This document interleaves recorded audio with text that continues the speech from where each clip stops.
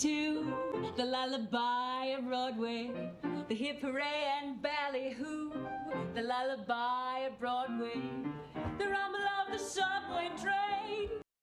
Ah, yes, those are the highlights from the new off-Broadway show Doris Day, My Secret Love, which re-examines the life of singer and actress Doris Day.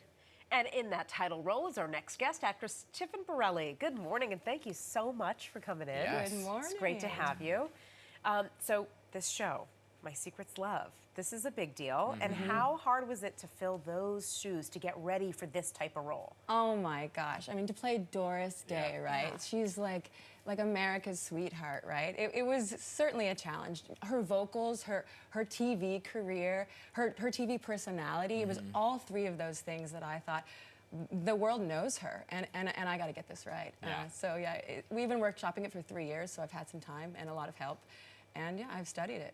Okay, now the show has the title My Secret Love, so who was the secret love? It's a good question. So it really talks about her history, her marriages. She was married 4 times. Her family, her father, her son, many friendships, Rock Hudson, you know, Hitchcock, Clark Gable, Les Brown, who was her band director.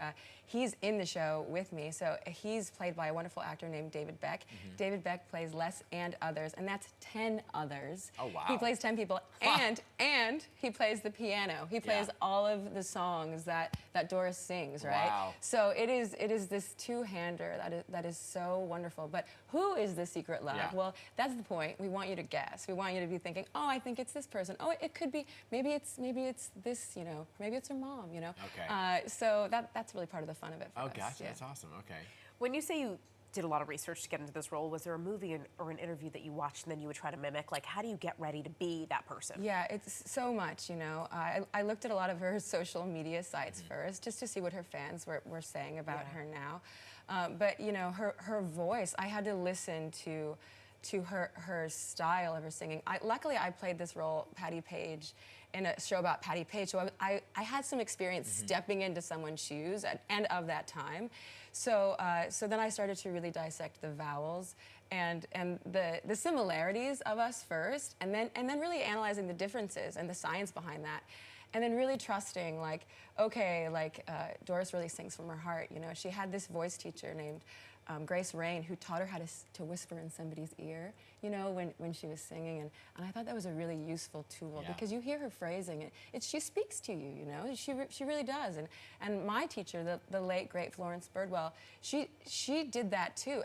It was about words and really connecting to your core as a human when you speak and when you sing, and I thought, I have that. I have that background, and that's a similarity, right?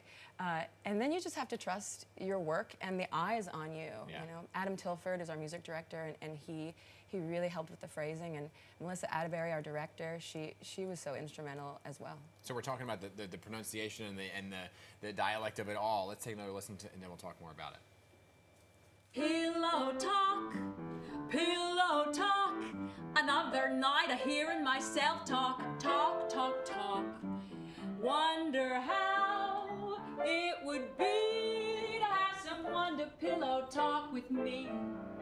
I wonder how, I wonder who.